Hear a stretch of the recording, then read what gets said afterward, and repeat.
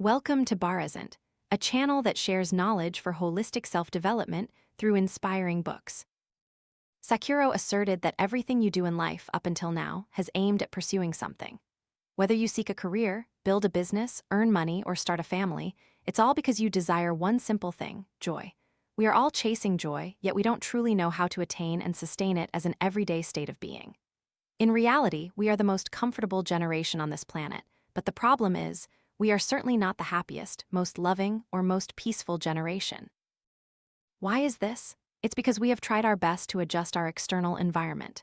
If we continue this way, the entire planet will cease to exist, and ultimately, we won't find the same joy our ancestors did 1,000 years ago.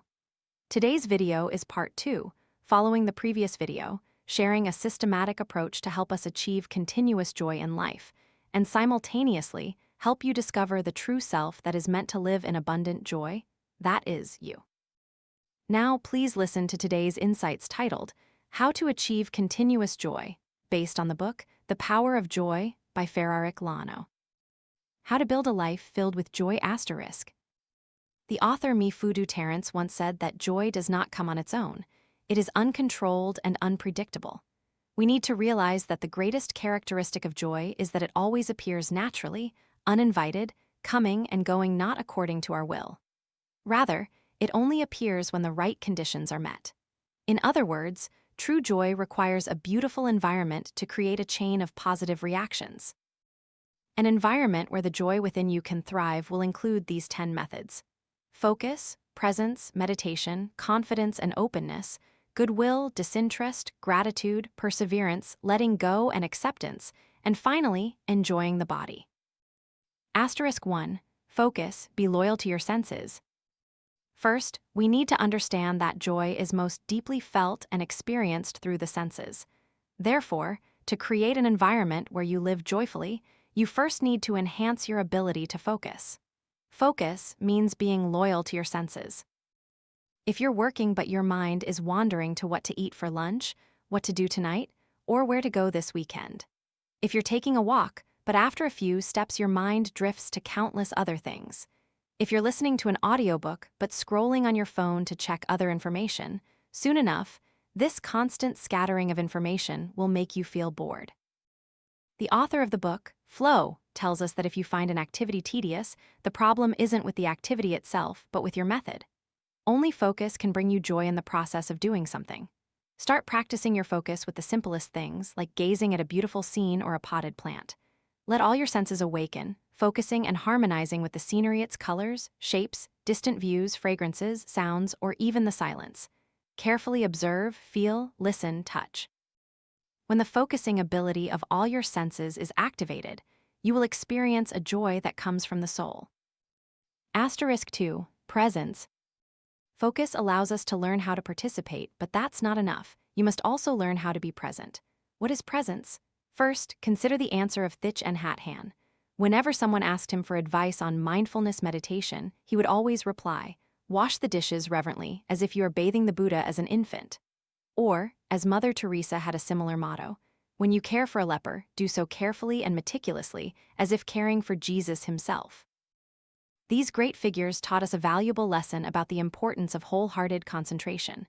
No matter how small the task, do it as if it were the most important thing in the world. This is presence, a complete devotion of your entire being, not just your senses, but your heart and spirit too. To hear clearly, to feel deeply, that is focus. But presence is not just a feeling or a casual interaction with the world. It is embracing the reality of the world and others with an open heart. When you can do this, you will find a profound joy in realizing that the value of life does not depend on how much we accomplish, but on how much effort we put into the process. *3. Meditation. Next is an extremely important reinforcing method: meditation. Meditation helps us enhance our ability to focus and be present. Meditation is a process where we pay attention to ourselves and observe the world. We listen to the crowd's noise, experience the ebb and flow of our breath, feel the existence of our physical body and the true meaning of life. We confront the sadness in our hearts, observing it without being caught up in it. We also let our thoughts flow like a rotating lamp in our minds without getting stuck. Over time, those thoughts will gradually dissipate. Meditation doesn't require you to think, but simply to focus your mind and energy. During meditation, emotions are released, hope suddenly emerges, and joy arrives unexpectedly. Most of this joy is without reason, unrelated to specific thoughts, and especially not tied to any object. It's simply a joy in being, in existing, a joy in being present with compassion and a sense of inner peace. It's also a joy in being able to focus on oneself and the world around. When joy from meditation comes to you, your eyes will brighten, a faint smile will appear on your face, your breath will become wider and deeper. It is a very meaningful and wonderful joy that you need to experience for yourself. Asterisk 4. Confidence and openness. The fourth method to attain joy is confidence and openness. Be as confident as a child. If a person is hurt by the outside world, their first reaction will be to close themselves off. For example, I will never lend money to anyone again. In the future, I will never associate with such people. After this, I won't participate in such activities. When you wear this armor of rejection to varying degrees to avoid injury or to seal off emotions, you isolate yourself from everything, including joy. The prerequisite for opening up is to have faith in life. The author calls this faith confidence. When we are born, children instinctively place unconditional trust in their parents. But as we grow up, we constantly encounter hurt, failure, and experience a lot of pain, even injuries caused by our own parents. Because of these hurts, we lose faith in life, lose trust in external circumstances, strangers, and the world around us. Therefore, it is important for us to overcome fear and heal wounds to regain self-confidence and move forward. We need to give trust like a child, because without trust, there is no progress. As we observed earlier, true joy comes from a sense of progress and confidence. It will multiply when we share and open our hearts to others and the world. Asterisk 5. Goodwill mudita. But simply doing is not enough. You must also cultivate goodwill within yourself. This is the fifth method for living joyfully. To understand this more deeply, you can explore Buddhist philosophy. Buddhism is not a wisdom that teaches about joy, but rather teaches people to escape suffering. However, throughout the entire process of spiritual practice, the concept of joy runs through Buddhist philosophy. It points out that joy has two enemies, one near, one far. The near enemy is self-satisfaction, a superficial pleasure created by infatuation with worldly desires, what Spinoza called negative pleasure. The far enemy is envy, being jealous of the success or happiness of others. On the other hand, true joy, in the aspect of goodwill, comes from the Sanskrit word mudita. Mudita means the kindness of the heart. Those who practice Buddhism are taught to have kindness towards all living beings. We can also rejoice in the growth, flourishing, and achievements of people around the world. Truly, to live joyfully, escape the mindset of competition as soon as possible. Don't momentarily get caught up in thoughts like, does this person earn more than me? Are they more beautiful than me? Are they more talented than me? These are not expressions of goodwill. Buddhism has clearly shown us that comparison and envy breed unhappiness. Only by living with an altruistic heart, genuinely happy for the happiness of others, sincerely wishing others success, can we experience true joy. Asterisk 6. Disinterest, non-selfishness. Don't let your eyes only see money. Human actions are increasingly shaped by economic efficiency, social achievement, and worldly eyes. Whenever we start something, we always ask, what is this for? What are the benefits of doing this? How much money will I make from this? However, this situation cannot be entirely blamed on us. Life's pace is increasingly fast, time is increasingly scarce, and demands for efficiency are everywhere. We have no other choice but to make usefulness the priority standard for measuring everything. Therefore, nowadays, our joy and happiness continuously decrease, even disappearing. If you want to live joyfully, break free from the shackles of utilitarian thinking as soon as possible. Otherwise, you won't be able to open your heart and achieve freedom. Typically, joy comes when people no longer expect anything and no longer desire any personal gain. If only we can do something not for money or our own benefit, this kind of freedom can bring you joy throughout the entire process. Asterisk 7. Gratitude, to be joyful rationally. Why do people need to learn gratitude? Gratitude makes you more likely to experience joy rationally. Earlier, we spoke about Spinoza. He believed that only by mobilizing the power of reason could people experience more joy than ordinary people. This is because ordinary people feel that there isn't much to be grateful for in daily life. We often don't express thanks when we don't have a toothache, thinking, if I don't have a toothache, why should I be grateful?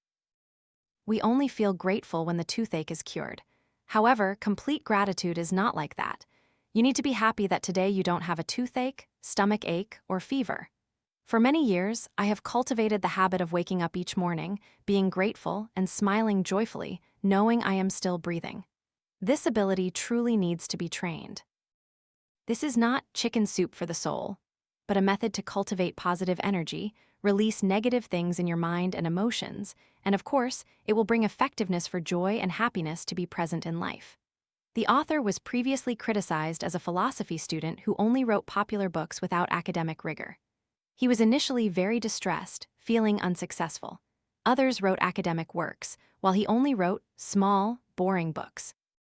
Later, when he developed an attitude of gratitude, he suddenly realized that being able to write such popular philosophy books was also a great happiness, because he had written many academic books before, but no one read them. They lay neglected in bookstores. However, these small books could influence millions of people, even being translated into many languages. He felt very joyful because of this. Therefore, be grateful. Don't always stare at what you don't have or fail to appreciate what you already possess. Whether you live joyfully or not depends entirely on your own choice. Asterisk 8. Perseverance. Don't miss joy and resilience throughout the process. Asterisk. Bergson once emphasized that joy from creativity truly comes from relentless, persistent effort. Perseverance is the 8th method to attain joy. Persistent resilience is not unrelated to the reaction of matter. Matter stimulates effort and simultaneously makes effort bear fruit. Without the process of materialization, thoughts are merely thoughts, artworks are just designs, poetry is only dreams, and humans do not need to make an effort. Only when poetry becomes ornate words, artistic design becomes sculpture, do people truly strive for it. Striving is a difficult process and a valuable effort. It is even more important than the outcome. Because in this process, human potential is thoroughly unleashed, abilities are continuously enhanced, and ultimately, one achieves self-transcendence. I completely agree with this. If you don't strive to the very end, you won't be able to experience the wonderful moment, the boundless joy that perseverance brings. A single drop of water can eventually wear away a stone, not because of its strength, but because of its continuous dripping day and night. Asterisk 9. Letting go and acceptance like the Stoics. This comes from the perspective of the Stoic school of thought. We also discussed Stoicism in the video, Philosophy of Life. Stoicism is truly wondrous. It still shines with intense vitality to this day, much like Stephen Covey's circles of influence and concern mentioned in The 7 Habits of Highly Effective People. The Stoic view is similar. It advocates that we should focus our efforts on the circle of influence, things we can change, instead of staring at the circle of concern, things we wish to change but cannot. So, to live joyfully, learn to let go of things you cannot change. But the crucial question is, how do we know what to change and what we cannot change? Like a recent graduate who asked me, what should I do now? I've been working hard for almost 2 years, but haven't seen much development. Should I quit this job? Is this job really suitable for me? How can I know? How can I know if that student should continue striving in their current job? Who knows, if they persevere to the very end, they might achieve success. This is something I, and everyone else, cannot know, and life is inherently complex. This contradiction is a paradox of life. How boring it would be if life always gave us standard answers and no contradictions arose. Philosophy tells us to persevere and to let go. Perseverance here means persistent action, while letting go means letting go of your mood. When you are working, persevere and let go of the negative emotions that control you. If you know that the path of development for all things is unchangeable, learn to accept it instead of getting angry and blaming yourself. When we face intractable difficulties and still maintain a calm and composed demeanor, embracing them, then joy will not be far away. At this point, we have touched upon the core of Taoist thought. One of the most famous Taoist thinkers is Zhuangzi. Zhuangzi believed that each person's life is like a river. The more turbulent the water, the less one should struggle against it. With a heart yearning for the other bank, letting your body rise and fall with the waves and drift with the current, you will be able to cross the river successfully and reach the shore safely. The author discussed this issue with a group of excellent swimmers at Aquatran.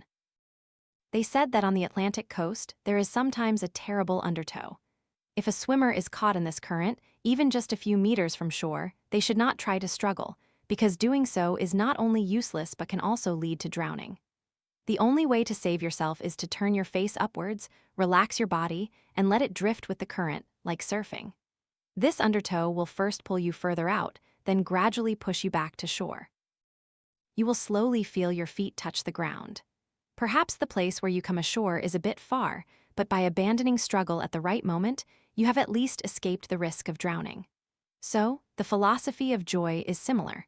For life to be filled with joy, remember that if there are no other options, wherever the river of life takes me, I will ride the waves and go with the flow. Asterisk 10. Enjoying the body, care for and love your body. If the methods above help you enjoy joy from the soul, the last method is joy that comes from enjoying the body. Our body not only creates joy through the heightened concentration of the senses, but also possesses qualities such as harmony, balance, strength, flexibility, and resilience. When perfectly combined with the mind and spirit, it can also bring boundless joy to people. The philosopher Schopenhauer once said that the most important thing for joy is to walk 2 hours every day, preferably in nature. Or as the Buddha once told his disciples, focus on your steps, and you will be able to eliminate distracting thoughts and become aware of your inner self and your soul. The best way to be healthy is to use your body. Don't sit for too long, move your body. You can maintain an exercise routine, play any sport, but if you have the opportunity to walk long distances in nature, take advantage of it. Because conscious walking outdoors and close to nature is also a form of meditation. You will be able to fully enjoy the joy of physical health and a more spiritual transcendence. Furthermore, take good care of your body. Only through a healthy and balanced diet, sufficient sleep, and adequate exercise can you maintain a healthy body at all times. These are essential for your physical body to help you create joy. How joy becomes a daily state. The 10 methods above are a system to help you plant the seeds of joy in the ground. But joy doesn't stop there. The author further emphasizes that if I only practice these 10 methods, the joy you gain from them will ultimately be fleeting. You won't be able to turn joy into an everyday and lasting state. Continuous joy isn't necessarily an intense expression that makes people jump and sing with extreme happiness. Here, it is a deep-flowing joy in still waters that can continuously touch the heart throughout life's progression. It is a joy found in calm and serenity. So how do you attain this kind of joy? The author has pointed out 2 paths for us. The first path to developing positive and lasting joy is to achieve inner strength and ultimately become your authentic self. The author calls this the joy of liberation. Why haven't you found that inner strength? It's because you haven't yet discovered what is killing your true self. In this section, the author applies the theory of individuation by the greatest psychologist of the 20th century, Carl Jung. Jung believed that what kills your true self are ingrained perspectives that stem from societal, cultural, and family archetypes, creating conflicts within you. Research clearly shows that the individuation process typically occurs in middle age, between 35 and 50. In this stage, people's ideas often contradict their existing experiences. It is in these conflicts and contradictions that people begin to realize their true nature and desires. Then, they gradually notice that some current life states are incompatible with their deepest thoughts. But if you can initiate the individuation process earlier, you will avoid detours and live joyfully in your younger years. Simply put, this process can be summarized by Socrates' advice: know thyself. Spinoza also gave us a specific trick: observe carefully what makes you happy and what makes you sad. The key to distinguishing likes and dislikes lies in maintaining a distance from yourself, because, in reality, the personality we display and the desires we express may not necessarily come from our heart. We try to become what others expect, thinking that this will please others and gain social acceptance. Most people, deep down, yearn for approval from the outside world. Therefore, you must carefully observe yourself objectively and disregard preconceptions. You are compelled to understand yourself to gain joy from inner liberation and achieve inner freedom. Otherwise, you will forever suppress yourself. Spinoza believed that when a person is suppressed, the direction of their desires is certainly problematic. The reason they feel sad, unhappy, and powerless is that they cling their desires to worthless things. These things will only deplete their energy and not help them grow. In reality, only when we achieve inner freedom can we transform sadness and negative joy into positive joy. Do you remember what was said earlier? Joy is our growth. If you think you must achieve this degree, attain this position, this job, that is also a kind of growth. But if you pursue that goal only for a high salary, to earn a lot of money, or for power and status in society, and not because you genuinely enjoy doing it, then no matter how much effort you put in, you will not be truly happy, and that is not growth in the right direction. Next, we will talk about the second path to lasting joy, opening your heart to acquire *philia**. This is a word from a book Erich Fromm wrote for his son. This word defines love and friendship. Fromm stated an important element: we can only find joy when we are ourselves and help others become themselves. If this is not possible, then any relationship will fade. This statement is very important for the second path to lasting joy through loving, connecting, and uniting with others. In this section, the author gives us two pieces of advice. First, in any relationship, do not prioritize practicality. A friend may help you when they are capable, but if one day they no longer have that ability, they are still your friend. Second, true love is the desire to make the other person happy. Don't just watch them grow and become a better person. Then, in any relationship, you will receive joy from giving. Additionally, the author also emphasizes that you need to learn to love nature and animals. If people can love nature and animals more, the likelihood of achieving *philia will be greater, because this is a good process for you to practice altruistic love. Finally, I will conclude today's video with two even higher forms of joy that the author pointed out. First, there is *perfect joy **. Perfect joy comes from being able to conquer the ego so that nothing external can harm you. But this is a path that progresses over many years. One should not think that by reading a book, one can achieve this in a single step. This is almost impossible. You must slowly move forward, feeling each step of growth that joy brings. And finally, there is a joy that we are all born with, the joy of being a child **. Children have an innate joy. Anyone who has cared for children knows that as soon as a child has a fever, they cry and fuss. When they don't have a fever, they are happy and playful. Children are very strange. They can always be happy and joyful. This joy is natural, but as they grow up, it gradually disappears, usually from the teenage years onwards. Joy seems to diminish more and more until they go to school and university. At this point, all sorts of unspoken troubles arise. Therefore, there are two things we need to reflect on regarding this joy. One is the ultimate state we need to cultivate to return to, a childlike state of joy and happiness. It sounds simple, but in reality, it is very difficult. And the second thing is, do not deprive your own children of their childhood joy. So, these are all the methods to help us build, cultivate, and maintain joy every day, so that joy becomes a minute-by-minute, hour-by-hour state of being. There are still many other books and other sages who point us to methods for living happily and joyfully, but ultimately, most of them direct us inward. Because joy and happiness are not taught by books, they only help you ignite the flame. You need to know that joy does not come from any book, but from within yourself. Thank you for listening to today's video. If you found it helpful, please share it with those who need it. Give me a like, subscribe, and hit the notification bell to catch my latest weekly videos. Once again, thank you, and I look forward to seeing you in the next videos.